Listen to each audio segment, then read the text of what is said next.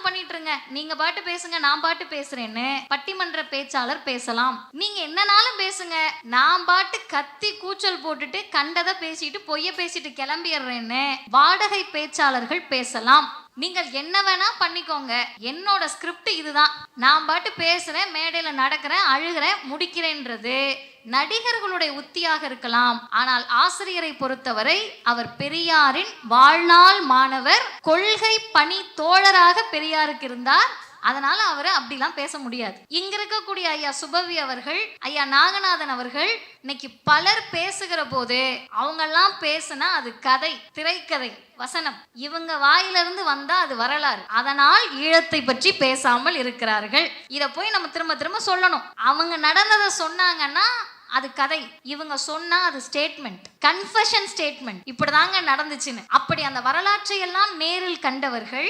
ஆசிரியர் போராட்டத்தில் இருக்கிறார், ஈழத்தமிழர்களுக்காக இந்த இயக்கம் செய்தது அதிகம். அப்ப பேசுறப்ப உணர்ச்சியை தூண்டுவதற்கு பேச்சாளர் இருந்தா போதும், அது யாருனாலும் பேசலாம். அறிவை தூண்டுவதற்கு பேச்சோடு சேர்ந்த தலைவராக இருக்க வேண்டும். ஐயா சுபவி அவர்களிடத்தில் கல்லூரியில் ஒரு பேராசிரியர், அவர் பேராசிரியரை விட உயர்ந்த பொறுப்பில் இருந்தவர், கூப்பிட்டு கேட்டிருக்காரு முதல்வர், ஐயா கருப்பு சட்டையில தான் வருவீங்களான்னு கேட்டிருக்காரு. ஐயா சொல்லியிருக்காரு, சட்டை இல்லாம வர முடியாதுங்களே அப்படின்னு கேட்டிருக்காரு. அப்ப இது மாணவர்கள் நினைக்கலாம், சும்மா ஆனா ஊனானா கொடியை தூக்கிட்டு போறாங்கன்ற மாதிரி அல்ல. இனத்தினுடைய இழிவை சுட்டி காட்டுவதற்கான நிறம் கருப்பு. ஆசிரியர் என்ற ஒருவரை பற்றி, தமிழர் தலைவர் என்ற ஒருவரை பற்றி, இன்னும் சொல்ல போனால் உங்கள் மொழியில் சொல்லணும்னா திராவிடர் கழகத்தினுடைய ஒரு தலைவர், அவரை பற்றி ஒரு நாள் முழுக்க தேசிய கருத்தரங்கமாக நடத்த வேண்டிய அவசியம் என்ன? அதுக்கு மாணவர்கள் ஏன் வரணும் அப்படின்ற கேள்வி நிச்சயமா உங்களுக்கு இருக்கும். நான் உங்களை மாதிரி இருக்கப்ப என்னை கூப்பிட்டு உட்கார வச்சிருந்தா எனக்கும் அதுதான் இருந்திருக்கும். அதனால பச்சை சட்டை போட்டுட்டு ரொம்ப தீவிரமாக கீழே ஃபோனில் நாட்டு நடப்புகளை எல்லாம் உடனே தெரிஞ்சுக்கிட்டு அடுத்த நிமிஷம் பல கையெழுத்துக்களை இடக்கூடிய அன்பு தம்பிகள், ஒரே ஒரு நிமிடம் நான் சொல்றதை கேட்டுட்டு திரும்ப உங்களுடைய முக்கியமான பணிகளை நீங்க தொடரலாம். என்ன அப்படின்னு கேட்டீங்கன்னா, இன்னைக்கு நம்ம வயதில் நம்ம இங்க உட்கார்ந்துருக்கோம், ஒரு அரங்கத்தில் ஒரு நிகழ்ச்சியை கேட்டுட்டு சமத்துவத்தை பற்றி பேசி, சமூக நீதியை பற்றி பேசிட்டு, பெண் விடுதலை பற்றி பேசிக்கிட்டு இருக்கோம். இதே இடத்துல இதே தமிழ்நாட்டுக்குள்ள இன்னொரு குரூப் உட்கார்ந்து உங்க வயசுல அடிதடி பண்றதுக்கும் சமத்துவம் இல்லாமல் இருக்கிறதுக்கும், யார் வந்தாலும் கைத்தட்டி கூச்சலிட்டு ஆரவாரத்தோடு பக்கத்தில் இருக்கவங்க மனுஷங்கனே தெரியாம கடிச்சு வைக்கக்கூடிய அளவிற்கு உருவாக்கிட்டு இருக்க இன்னொரு சமூகமும் இங்கே தான் இருக்கு. இப்போ இந்த இரண்டு இடத்தில், இந்த இடத்தில் அமர்ந்திருக்கக்கூடிய நீங்கள் அனைவருமே சிறப்புக்குரியவர்கள், போற்றப்பட வேண்டியவர்கள். நாங்கள் அனைவரும் உங்களை பாராட்டுவதற்கு கடமைப்பட்டிருக்கிறோம். ஏன் அப்படின்னு கேட்டா, நீங்க ஒரு தேசிய கருத்தரங்கம் முழு நாள் நடக்கும்னா லீவ் போட்டுட்டு கூட போயிருக்கலாம், ஆப்ஷன் இருக்கு, வாய்ப்பு இருக்கு. இல்லை உள்ள வந்த பிறகும் நீங்க உங்களுக்கு விருப்பப்படி இருக்கலாம், அந்த வாய்ப்பும் இருக்கு. இல்லை உள்ளேயே வராம இந்த நிகழ்ச்சியை நாங்கள் தான் ஏற்பாடு பண்றோம்னு வழக்கமாக 2 பேர் அரங்கத்தை சுற்றி சுற்றி வருவாங்க. எதுக்கு சுற்றி வராங்கன்னே தெரியாது, இறுதி வரைக்கும் சீட் நாற்காலிக்கே வரமாட்டாங்க. அப்படி கூட நீங்க போயிருக்கலாம்.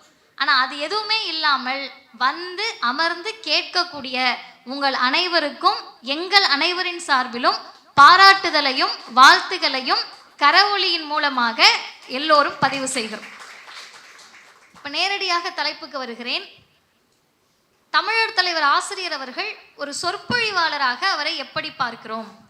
இப்போ எங்களை பொறுத்த வரைக்கும், குறிப்பாக என்னை பொறுத்த வரைக்கும், 4 மாத குழந்தையாக எங்கள் அப்பா ஆசிரியர் கையில் என்னை கொடுத்து மதிவதனி என்று பெயர் வைத்தார்கள். இன்றைக்கு இந்த இயக்கத்தில் ஆசிரியரை பற்றி ஒரு கருத்தரங்கத்தில் பேசிக் கொண்டிருக்கிறேன் என்பதே எனக்கு கிடைத்திருக்கக்கூடிய வாழ்நாள் பேரு, பெருமை. இதைவிட என்ன கிடைத்துவிட போகிறது என்ற மகிழ்ச்சியோடு தான் நான் இங்கே நிற்கிறேன். என்ன காரணம்னு கேட்டிங்கன்னா, தந்தை பெரியார் என்ற ஒரு தலைவர் மறைந்த போது இந்த இயக்கம் இதோட முடிஞ்சிருச்சு அப்படின்னு கவலைப்பட்டவங்க இருந்தாங்க. அப்பாடா இதோட முடிஞ்சிருச்சுடா அப்படின்னு மகிழ்ச்சி அடைந்தவர்கள் இருந்தார்கள். அதற்கு பிறகு அன்னை மணியம்மையார் வந்தார். ஐயோ அவராது பரவாயில்லன்ற மாதிரி இந்த அம்மா ராவணலீலாவை நடத்தினார்.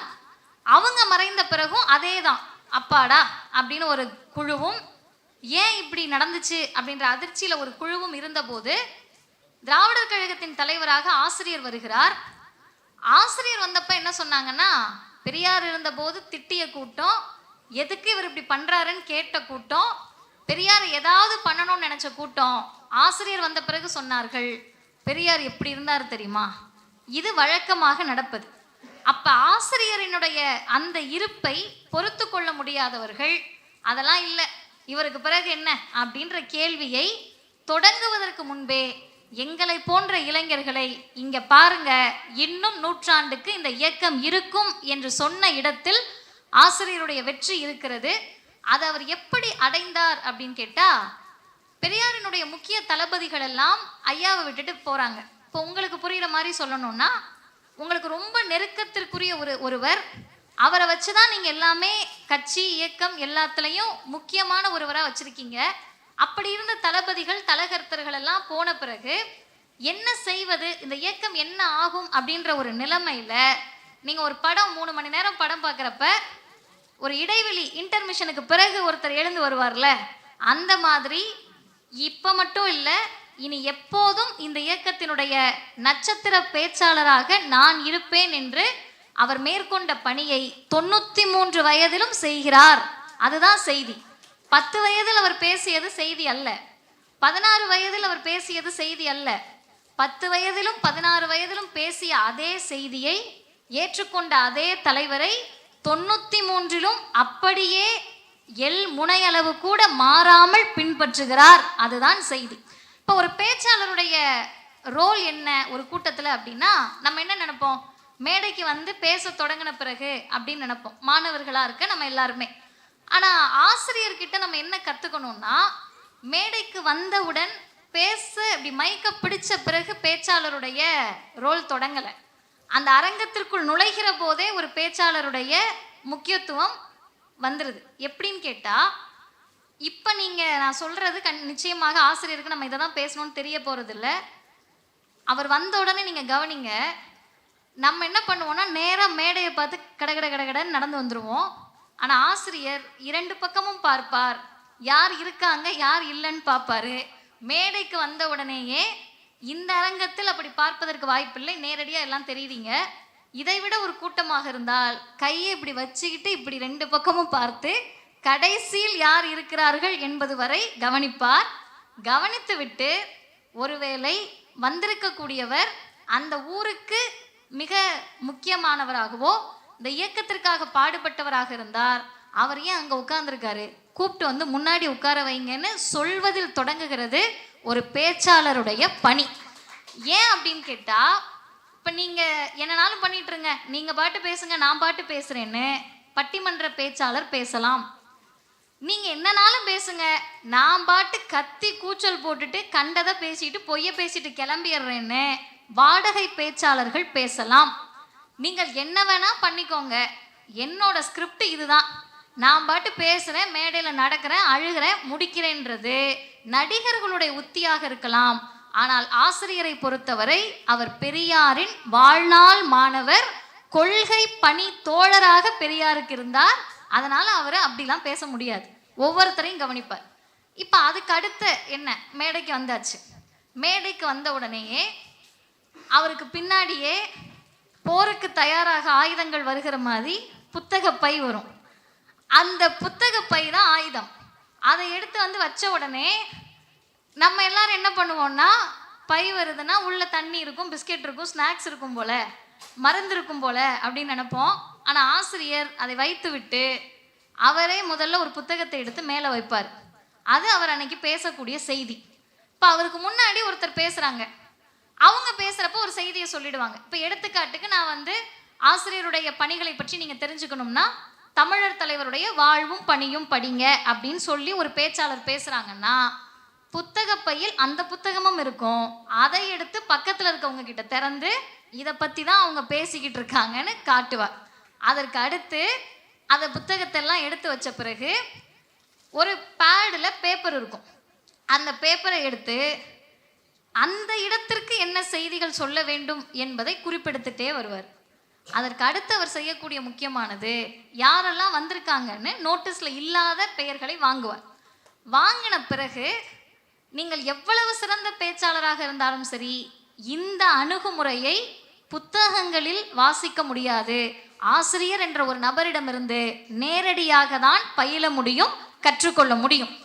அதை எடுத்து குறிப்பெல்லாம் எடுத்துட்டு பெயர்களெல்லாம் வாங்கிட்டு உட்கார்ந்து மற்றவர்கள் பேசக்கூடியதை தெளிவாக கவனித்து விட்டு மேடைக்கு வருவார்.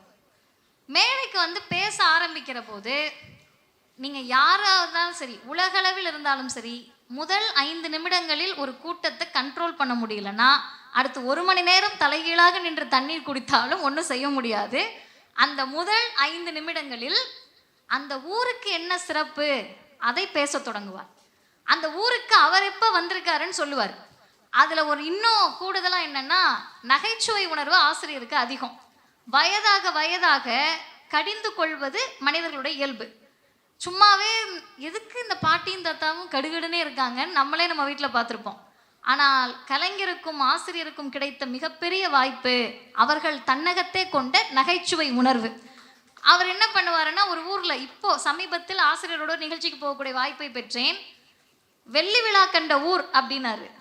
நாங்கள் வந்து சரி இந்த ஊரில் வந்து பொங்கல் விழா ஏதாவது நடந்திருக்கும் போலன்னா, ஆசிரியர் சொல்லுகிறார், 25 வருஷம் ஆயிடுச்சு நான் இந்த ஊருக்கு வந்து, நான் வந்ததில் வெள்ளி விழா கண்ட ஊர் இதுதான், பொன் விழா கண்ட ஊர்லாம் கூட இருக்கு, அங்கே தான் இனிமேல் நீங்கள் கூட்டம் போடணும் என்று அந்த செய்தியை சொல்லிவிட்டு தொடங்குகிறார். யோசிச்சு பாருங்க, ஏதோ ஒரு பாட்டியோ தாத்தாவோ அப்படி ரோட்டில் போயிட்டு இருப்பாங்க, வெள்ளி விழா கண்ட ஊர் அப்படின்ன உடனே ஏன் நம்ம ஊர் என்னையா அப்படின்னு திரும்புவாங்கல்ல. அதில் தொடங்குகிறது பேச்சாளராக ஆசிரியருடைய அந்த உக்தி. அதுக்கு அடுத்து செய்திகளை எப்படி பேசுவது. இப்போ நேரம் 20 நிமிடம் தான். 20 நிமிடம்னு சொன்ன பிறகு கூட அரை மணி நேரமும் பேசலாம், 1 மணி நேரமும் பேசலாம், பேசிக்கிட்டே இருக்கலாம், நீங்கள் தான் எழுந்து போயிடுவீங்க. அப்போ அந்த 20 நிமிடத்திற்குள் எப்படி பேசுவது? ஆசிரியர் ரொம்ப அழகாக சொல்கிறாரு, மணிக்கணக்காக பேசுவதை விட மணிமணியாக பேசுங்கள் என்று எழுதுகிறார். சரி, எப்படி மணிக்கணக்காக பேசுறது எளிமையான விஷயம், மணிமணியாக எப்படி பேசுவது? அதுக்கு ஆசிரியரை பற்றி ஒருவர் சொன்னதை சொல்லுகிறேன். நம்ம வீட்டிலலாம் குழந்தைங்க இருக்கும். அந்த குழந்தைங்க சும்மா ஏதாவது ஒரு சொல்லிட்டாலே நம்ம ரசிப்போம். ஐயோ எப்படி இதுக்கு இந்த குழந்தைக்கு இதெல்லாம் தெரியுது. இன்னைக்கு நமக்கு அந்த சந்தேகம் வேண்டாம், ஃபோனில் தான் பார்த்துருக்க போகுது. நம்ம என்ன எல்லாம் ஆய்வறிஞர்களா உட்காந்து அந்த விஷயத்த சொல்லிக் கொடுக்க? கண்டிப்பாக ஃபோனில் தான் பார்த்துருக்க போகுது. ஆனால் இதெல்லாம் இல்லாதப்ப, தொலைக்காட்சிகள் இல்லாதப்ப இந்த செய்திகள்லாம் எப்படி இந்த குழந்தைக்கு போய் சேருதுன்ற ஒரு ஆய்வே நடத்தியிருப்பாங்க. இப்போ ஒருவர் சொல்லுகிறார், ஆகச்சிறந்த எழுத்தாளர் சொல்லுகிறார், கடலூரில் கோவிலுக்கு அருகில் திடல் இருக்கிறது, அந்த திடலில் பிரம்மாண்டமான பொதுக்கூட்டம். இளைஞர்கள் தான் கேட்கணும், குறிப்பாக நம்ம தான் கேட்கணும். கடலூர் இருக்கிறது, கடலூரில் கோவிலுக்கு அருகில் திடல் இருக்கிறது, அங்கே பிரம்மாண்டமான கூட்டம். அந்த கூட்டத்தில் 12 வயது நிரம்பாத ஒரு சிறுவன் மேடை ஏறி பிராமணர்களையும் நமது புராணங்களையும் அதில் இருக்கக்கூடிய ஆபாசங்களையும் கடவுள்களையும் கிளி கிளி என்று கிழிப்பதை நானும் வாயசைத்து கேட்டுக்கொண்டிருந்தேன். அப்படியே வாயை மூடி கேட்பாங்கல்ல, அசந்து போய் அப்பா என்னடா இது பேசுறாரு. அது செய்தி இல்லை. 12 வயசுல பேசுனது செய்தி இல்லை. பேசிட்டு இப்படி இறங்கி நடந்து வருவாராம். அப்ப சந்துக்குள்ள நின்றுக்கிட்டு இதை எழுதிய மிக சிறந்த எழுத்தாளர் ஐயா ஜெயகாந்தன் சொல்லுகிறார், கத்துவாங்களாம், கூச்சல் போடுவாங்களாம், நம்மளை இப்ப கிண்டல் பண்ணுவாங்கல்ல, இன்னைக்கு கமெண்ட்ஸ், அன்னைக்கு நேரடியா கத்துறாங்க, வேற ஒன்றும் இல்லை, அந்த கத்தல் தான் இன்னைக்கு கமெண்ட்ஸ். அப்ப நின்று என்ன நீ பெரிய ஆளான்ற மாதிரி கத்தின உடனே தனியாக அந்த சிறுவன் முன்பு வந்ததை விட வேகமாக மார்பை விரைத்து கொண்டு நெஞ்சை நிமிர்த்து கொண்டு நடப்பான். அது என்ன செய்தி? நான் பேசினது அத்தனையும் உண்மை, மறுப்பு இருந்தா வந்து சொல்லுன்ற நடை 93 வயதிலும் பேசிய பிறகு அவருக்கு அப்படியே தொடர்கிறது. இப்ப 10 வயதில் ஆசிரியருடைய பரிணாமம் இது, 12 வயதில். அதுக்கு அடுத்த கட்டம், மிக சிறிய வயதில் மிகப்பெரிய பொறுப்பை ஐயா பெரியார் அவர்கள் ஆசிரியர்கிட்ட ஒப்படைக்கிறார். ஊர் ஊரா போகணும், தெரு தெருவா போகணும், பேசணும். பாதி நாள் ஐயா பெரியார் சிறைச்சாலையில் இருப்பார். அவர் ஜெயிலுக்கு போன பிறகு இந்த கொள்கையை பேசக்கூடிய வேலை ஆசிரியருக்கு. இதை ஐயா எழுத்தாளர் சோலை அவர்கள் இப்படி பதிவு செய்கிறார். தேவை என்றால் அந்த புத்தகத்தை வாங்கி படியுங்கள், வீரமணி ஓர் விமர்சனம் என்ற அந்த நூல். அதுல சொல்றாரு, எல்லாரும் போன பிறகு இனிமேல் ஈரோட்டு அரங்கத்திற்கு யார் பாடகர் என்ற கேள்வி வந்தது. அவருடைய அந்த எழுத்து நயத்தை பாருங்க, ஈரோட்டில் எப்போதும் கொள்கை பாடல் தான் இசைக்கும். சும்மா போறவங்க வரவங்கலாம் வந்து பேச முடியாதுல்ல. இப்ப இந்த கொள்கை பாடலை இனிமேல் யார் இசைப்பது என்ற கேள்வி வந்தபோது யாழின் நரம்புகளை இனிதே மீட்டியவர் தமிழர் தலைவர் ஆசிரியர் வீரமணி என்று பதிவு செய்கிறார். அதுக்கு அடுத்த வரி ரொம்ப முக்கியம். அவர் ஒரு சிறிய உளி, ரொம்ப சின்னது, சின்ன வயசு. ஆனால் அந்த உளி பெரிய பாறைகளை உடைக்க முடிந்தது, பனி சிகரங்களை நொறுக்க முடிந்தது. இன்றைக்கு வரைக்கும் நொறுக்கி கொண்டே இருக்கிறார். அதற்கு அடுத்த கட்டம் ஒரு 50-60 வயது. இந்த 50-60க்கு முன்னாடியே இங்க இருக்கக்கூடிய ஐயா சுபவி அவர்கள், ஐயா நாகநாதன் அவர்கள், இன்னைக்கு பலர் பேசுகிற போது அவங்கெல்லாம் பேசுனா அது கதை, திரைக்கதை, வசனம். இவங்க வாயிலிருந்து வந்தா அது வரலாறு. அதனால் ஈழத்தை பற்றி பேசாமல் இருக்கிறார்கள். இதை போய் நம்ம திரும்ப திரும்ப சொல்லணும். அவங்க நடந்ததை சொன்னாங்கன்னா அது கதை, இவங்க சொன்னா அது ஸ்டேட்மெண்ட், கன்ஃபெஷன் ஸ்டேட்மெண்ட். இப்படிதாங்க நடந்துச்சுன்னு. அப்படி அந்த வரலாற்றை எல்லாம் நேரில் கண்டவர்கள். ஆசிரியர் போராட்டத்தில் இருக்கிறார். ஈழத்தமிழர்களுக்காக இந்த இயக்கம் செய்தது அதிகம். அப்ப பேசுறப்ப உணர்ச்சியை தூண்டுவதற்கு பேச்சாளர் இருந்தா போதும், அது யாருனாலும் பேசலாம். அறிவை தூண்டுவதற்கு பேச்சோடு சேர்ந்த தலைவராக இருக்க வேண்டும். இவர்கள் செய்த பணி என்பது, ஆசிரியர் செய்த பணி என்பது உணர்ச்சியை தூண்டக்கூடிய வகையில் ஈழத்தமிழர் போராட்டத்தை அணுகாமல் அறிவுணர்ச்சியுடன் கூடியதாக அது இருக்க வேண்டும் என்று நின்றதால் தான் இன்றைக்கு தமிழ்நாட்டில் யார் பொய் பேசுகிறார்கள் என்று கண்டறியக்கூடிய அறிவை ஆசிரியரின் உரை மூலம் பெற்றிருக்கிறோம். அதுக்கு அடுத்த கட்டம் உணர்ச்சி வயப்பட்ட போராட்டங்களிலும் பேசியிருக்கிறார். அவர் பேசின செய்திகள் எல்லாம் உள்ளடக்கி நான் பார்த்தேன். எதுலெல்லாம் ஐயா பேசியிருப்பாரு? திருமணங்களில் பேசுகிறார், படத்திறப்புகளில் பேசுகிறார், பொதுக்கூட்டங்களில் பேசுகிறாரு, கருத்தரங்கத்தில் பேசுகிறாரு, பொது நிகழ்ச்சிகளில் பேசுகிறார், அரசியல் கூட்டத்தில் பேசுகிறார், பயிற்சி வகுப்பில் பேசுகிறார். இது இல்லாமல் சட்ட பயிற்சி வகுப்புகள் தனியாக நடக்குது, அதில் பேசுகிறாரு. மாணவர்கள் உங்ககிட்ட வந்து கல்லூரி நிகழ்ச்சிகளில் பேசுகிறார். இது இல்லாமல் திராவிடர் கழக தலைவராக எங்ககிட்டையும் பேசுகிறாரு, கலந்துரையாடல்களில் பேசுகிறார். இது எல்லாம் சும்மா நான் மேம்போக்கா சொல்கிறேன். இதை நீங்கள் வரிசைப்படுத்திக்கங்க. திருமண வீட்டுக்கு போனால் என்ன பேசுவாங்க? நல்லா இருங்க அப்படின்னு சொல்லுவாங்க, வாழ்த்துவாங்க. ஆனால் எனக்கு முன்னால் ஐயா அரவிந்தன் அவர்கள் சொன்னது போல இந்த இயக்கத்திற்கு ஒரு பெரிய கடமை இருந்தது. ஆரிய பார்ப்பனர்களுடைய சூழ்ச்சியிலிருந்து தமிழர்களுடைய திருமணத்தை மீட்டெடுக்கணும். இப்போ இவர் பேசுகிறப்ப நாங்கள் கூர்ந்து கவனித்து பார்த்தால் தெரியும், போன உடனேயே கருப்பு சட்டை போட்ட குடும்பம் தான் கண்டிப்பாக அவரை கூப்பிட்டுருப்பாங்க. அப்போ இன்னொரு குடும்பம் ஆத்திகராக இருக்கலாம், இல்லை நாத்திகராக இருக்கலாம்.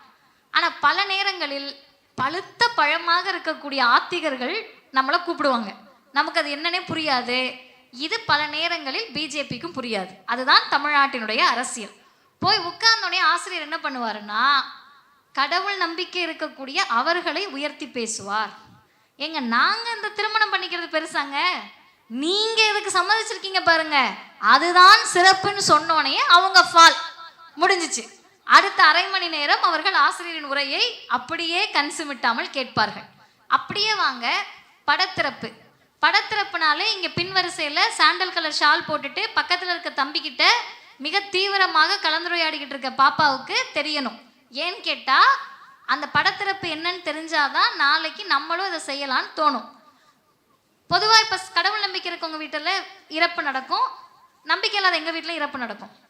இப்போ உங்கள் வீட்லேயும் இறப்பு இருக்குது, எங்கள் வீட்லேயும் இறப்பு இருக்குது. உங்கள் வீட்லேயும் பண கஷ்டம் வரும், எங்கள் வீட்லேயும் பண கஷ்டம் வரும். நீங்களும் கடன் வாங்குவீங்க, நாங்களும் கடன் வாங்குவோம். நீங்களும் கல்யாணம் பண்ணிட்டு போவீங்க, நாங்களும் கல்யாணம் பண்ணிட்டு போவோம். இப்போ என்னதான் நமக்குள்ள வித்தியாசம்? ஒரே ஒரு வித்தியாசம்தான். இல்லாத ஒன்றை இல்லை என்று நாங்கள் சொல்லுகிறோம், இருந்தால் பரவாயில்ல நான் பாட்டு கும்பிடுறேன் நீங்கள் சொல்கிறீங்க. இதில் எந்த விதமான பிரச்சனையுமே கிடையாது. ஆனால் எங்கே சிக்கல் வரும்னா, ஒரு மனிதர் இறந்த பிறகு 16வது நாள் காரியம், 30வது நாள் காரியம்னு செய்வீங்க.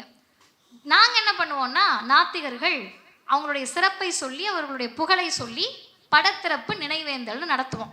இப்போ யோசிச்சு பாருங்க, எங்கள் அப்பா மறைந்த போது ஆசிரியர் தான் வந்து படத்திறப்புக்கு வந்தாங்க. ஒரு இறப்பினுடைய வலி மிகப்பெரியது. நீங்கள் மகிழ்ச்சியான கூட்டத்தில் பேசிடலாம், மகிழ்ச்சியான கூட்டம்னா இப்போ நீங்கள் எல்லாம் மகிழ்ச்சியாக இருக்கீங்க, நான் இன்னும் எவ்வளோ நேரம்னாலும் பேசலாம். துக்கத்தின் போது, வலியின் போது அந்த குடும்பத்துக்கிட்ட எப்படி பேசுறது? அதை ஆசிரியருடைய உரையில் கற்க வேண்டும். வந்து உட்காருவாரு. உட்கார்ந்துட்டு என்ன சொல்லுவாருன்னா, நம்மலாம் எதுக்கு தெரியுமா வந்திருக்கோம்? உங்களிடமிருந்து நான் ஆறுதல் பெறுவதற்கும் என்னிடமிருந்து நீங்கள் ஆறுதல் பெறுவதற்கும் ஆறுதல் பெறுவதற்காக தான் இந்த நிகழ்ச்சி நடைபெறுகிறது என்று தொடங்குவார். இது ஒரு வகை. இன்னொரு வகை பொதுக்கூட்டம். பொதுக்கூட்டங்களில் எப்படி பேசுவது? கண்டதை பேசக்கூடிய பேச்சாளர்கள் இன்றைக்கு தமிழ்நாட்டில் சிறப்பாக வலம் வருகிறார்கள். அவங்களுக்கும் கூட்டம் வருதுன்னு நம்ம ஆட்கள் ஆச்சரியமா பார்க்குறாங்க. அது அப்படி கிடையாது. அவங்களுக்கும் கூட்டம் வருது தான், அவங்களுக்கு தான் வருது இல்லை, அங்கேயும் வரும். இது எல்லா காலத்திலையும் வரும். இப்போ ஆசிரியருக்கும் மற்றவர்களுக்கும் என்ன வித்தியாசம்னா, கண்டதை பேசாதீர்கள், கண்டு அதை பேசுங்கள் என்பதுதான் ஆசிரியருடைய பொதுக்கூட்ட முறை. எதை கண்டு பேச வேண்டும்? அவர் சொல்றாரு, ஒரு கூட்டத்துக்கு போறதுக்கு முன்னாடி புத்தகங்களை படியுங்கள், ஆய்வு செய்யுங்கள், ஆய்வு செய்ததை மக்களிடம் கொண்டு சேருங்கள். அப்படி சேர்க்கக்கூடிய நேரத்தில் உணர்ச்சி வயப்படாமல் அறிவு வயப்பட்டு பேசுங்கள். இது ஒன்று. அதுக்கடுத்து மாணவர்கள், இப்போ நீங்கள் இருக்கீங்கல்ல, உங்கள் எல்லாருக்கும் ஒரு இப்போயே பதட்டத்தில் தான் இருப்பீங்க. அவங்க முடிச்சு அடுத்த ஐயா முடிச்சு அடுத்த ஐயா வந்து 1 மணி நேரம் பேசுவாராமே அப்படின்னு நீங்கள் நினச்சிக்கிட்டு இருக்கப்ப, தலைவரோடு ஆசிரியரோடு ஒரு மாதத்திற்கு முன்னால் மதுரையில் ஒரு கல்லூரி, தனியார் கல்லூரிக்கு உரையாற்ற சென்றிருந்தேன். இப்போ நானுமே என்னடா இந்த பிள்ளைங்களாம் பேசிக்கிட்டே இருக்கு, ஆசிரியர் பேசுகிறப்ப என்ன பண்ணுவாங்கன்னா, அவர் முதல்ல என்ன தெரியுமா கேள்வி கேட்டார்? இத்தனை பேர் இருக்கீங்கல்ல, எத்தனை பேரோட தாத்தா படித்தவர் அப்படின்னு கேட்டார். 10 பேர் கூட கை தூக்கலை. 1000 பேர் இருந்த அரங்கத்தில். பாட்டி எத்தனை பேர்? 10 பேர் கூட இல்லை. அப்பா ஒரு 50-100 பேர். அம்மா அதுக்கும் குறைவு. ஆசிரியர் சொன்னார், நீங்கள் எல்லாம் படிக்க வந்துட்டீங்களா? ஆமாங்கய்யா.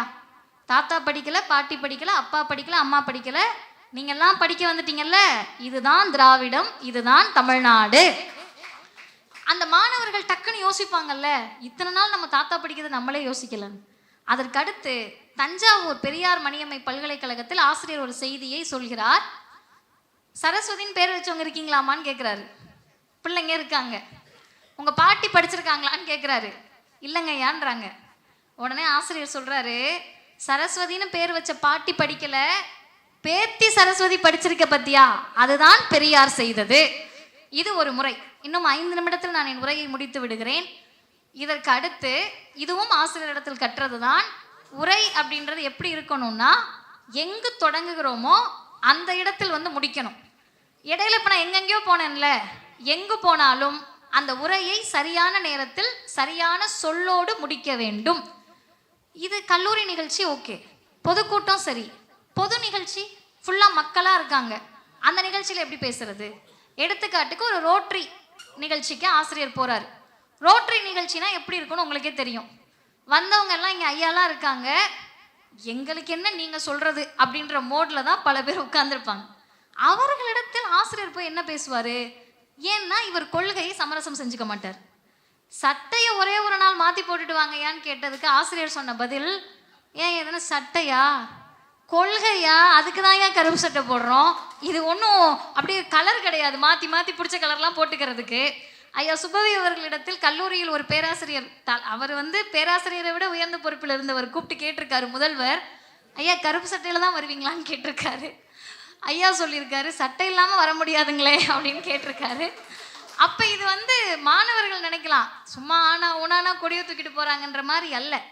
இனத்தினுடைய இழிவை சுட்டி காட்டுவதற்கான நிறம் கருப்பு.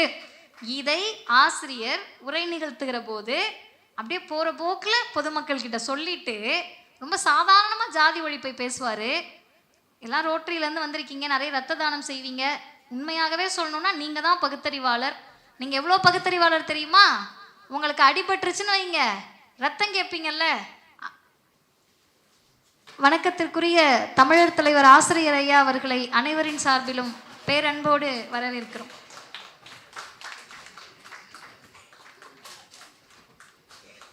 அப்போது ஆசிரியர் அவர்கள் அந்த பொது நிகழ்ச்சியில் அந்த மக்கள் கிட்ட கேட்குறாரு, நீங்கள் எல்லாருமே பகுத்தறிவாளர்கள் தாங்க, ஜாதி ஒழிப்பு அப்படின்றது ஒரு மிகப்பெரிய தலைப்பு, அதை போய் அவங்க கிட்ட பேசுனா பிரச்சனை ஆகுன்றப்ப ஆசிரியர் சொல்லுகிறார், உங்களுக்கு இப்போ அடிபடுதுன்னு வச்சுக்கோங்க, ரோட்டில் போகிறப்ப விபத்தாகுது, ரத்தம் கேட்பீங்க. அப்போ நீங்கள் எல்லாருமே பகுத்தறிவாளர். எப்படி கேட்பீங்க? ஓ பாசிட்டிவ் வேணும், ஏ பாசிட்டிவ் வேணும், பி பாசிட்டிவ் வேணும்னு தான் கேட்பீங்க.